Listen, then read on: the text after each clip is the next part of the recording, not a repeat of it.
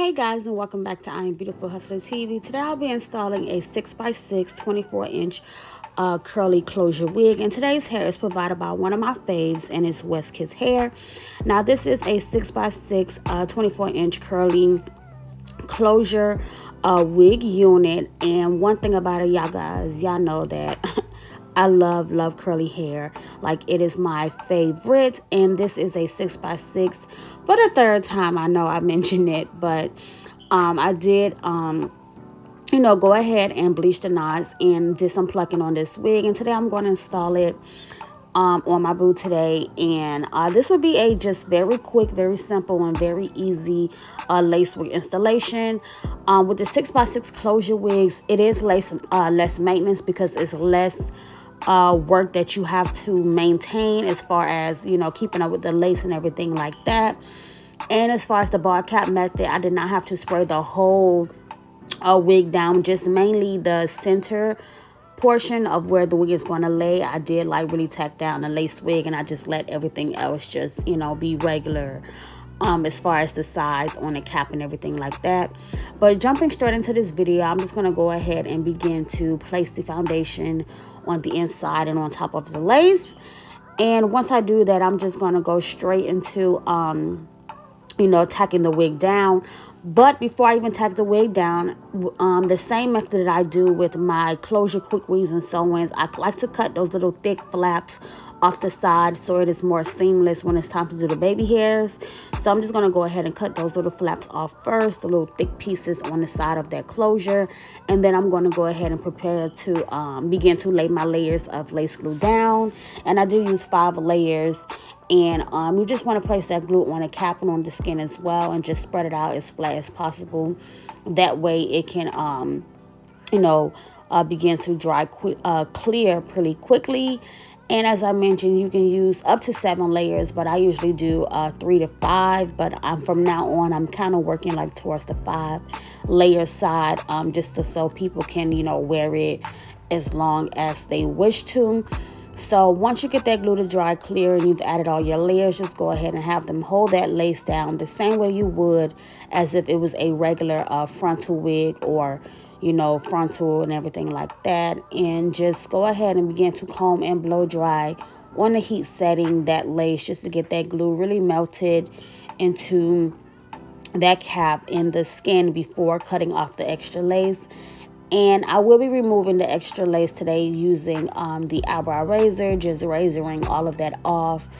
And I will get into tacking down the wig and everything before I get into the styling and everything like that. But today will just be a simple part down the middle, a few baby hairs, quick, easy. As I mentioned, this is a quick and easy closure wig installation. This is very, very simple, and it's a very convenient look, and it's also less time consuming versus dealing with trying to put down the whole frontal wig. You only have to worry about a middle portion. So I definitely love installing these closure wigs because it's just way faster, less to plug, less to bleach. Just the whole process is way quicker, and I just love these closure wigs. But anywho, so yeah, now that I cut that lace off, I am going to tack down those pieces that is lifting, and then I'm going to pull down a section for my baby hair and use my bio silk to spray down the lace before tying it down with the melt belt. So just stay tuned to this video. Pay attention to what I'm doing. It's very simple. A lot of repetition from my other videos, but thank you guys for watching anyway, and stay tuned.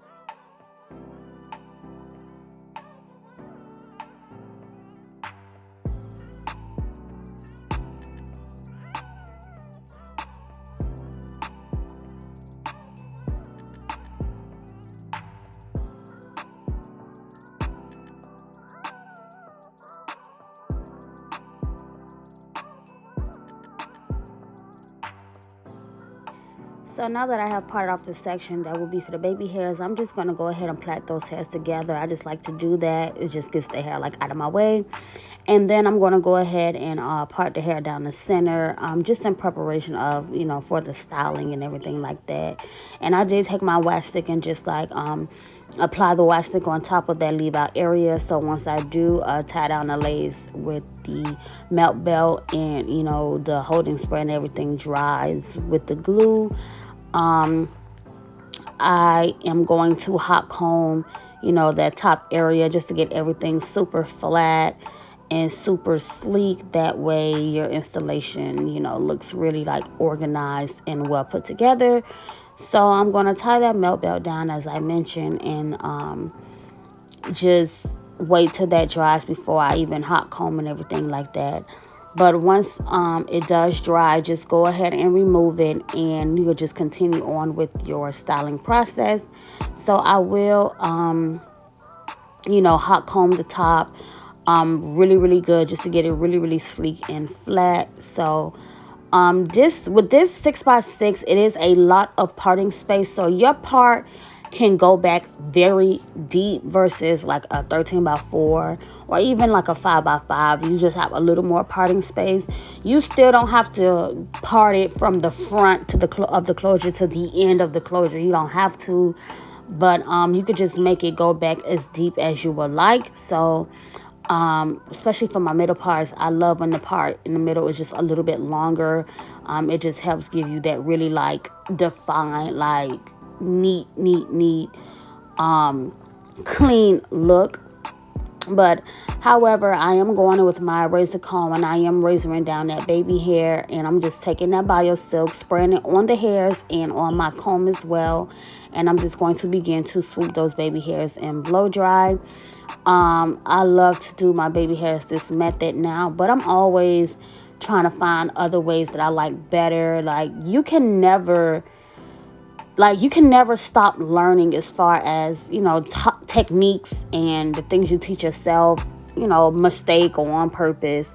Like it's always different ways and better ways to do things. So I try to show you guys many different ways of doing things because some things work better for others. As far as this baby hair method, I do love it right now, but I might stumble across something else I might like even better, because if you've been like a day one fan, then you know I went from using the Got To Be gel and then using the all-in-one Slay gel, and now I'm on the bed hair, and then I might come back around to the mousse. Like it all depends of how I'm feeling, but I'm just going to keep trying out different ways until I get my favorite like permanent way of doing things where it's just like perfect every single time. So once I get to that point, you know, of course, I'm going to show my YouTube family everything. And as far as classes, I get a lot of DMs, a lot of text messages. I am having a class. I have some big news coming, so just stay tuned for that. I'm just trying to get everything organized, and I really don't like to speak on things because you never know who's preying on your downfall. So I like to move in silence, and that's the best way to do things. So just stay tuned for my big announcements. Everything is coming soon. I hear your questions, concerns, everything. And, you know, just be patient with me. I don't have an assistant. I don't have anybody helping me doing anything. I have to do all of these things alone, plus be a mom, plus work still. So just bear with me. And also, for those who have ordered my products, they are on the way. Shippings update every Monday. So if you place your orders in the beginning of the week, by the next following week, Monday, or my actual day off, I have time to go to the post office and everything like that. So I will ship out all orders on Monday. Thank you guys for continuously ordering my products and everything like that. I really do appreciate you. Send me some pictures, videos, everything like that, questions, concerns about how to use things, or, you know, just let me know. I'm here for you, for being here for me. But back to this tutorial. Right now I am just taking water and the Roby's mousse and just applying it all over the curls, and I'm just taking a big brush and just brushing everything out. But after I brush everything out with a big brush, I like to go in with a small fine-tooth comb, because when you use the bigger brush, it kind of like spreads the curls out in different sections, but when you go in with that small tooth comb, it like brings everything back together, like with no gaps, and it gets all the naps out or the tangles and just make everything look so much more uniform. So I always like to go in with the small tooth comb, even though some people say don't use a small tooth comb, you're gonna rip the hair out. No, for me, I love to do it like this. Brush it out first and then go on with that small tooth comb and just make all the curls look together like how it looks right here on this video. And then I just went ahead and black sprayed the part, and now I'm just going to go on with that foundation. I always say concealer, guys, but Ruby Kisses is really foundation, but it's just, you know, I use the foundation as a concealer as well. And as you can see, I placed it in that part, and it got the install very clean, very neat, very flat, very just perfect. So I hope you guys got some good information. I love this video. Thank you guys for tuning in. Here's the finished look. Let me know what you think down in the comments. And I also dropped a little selfie video at the end that she sent to me. So turn on your notifications, guys. New videos are coming. And thank you guys for watching.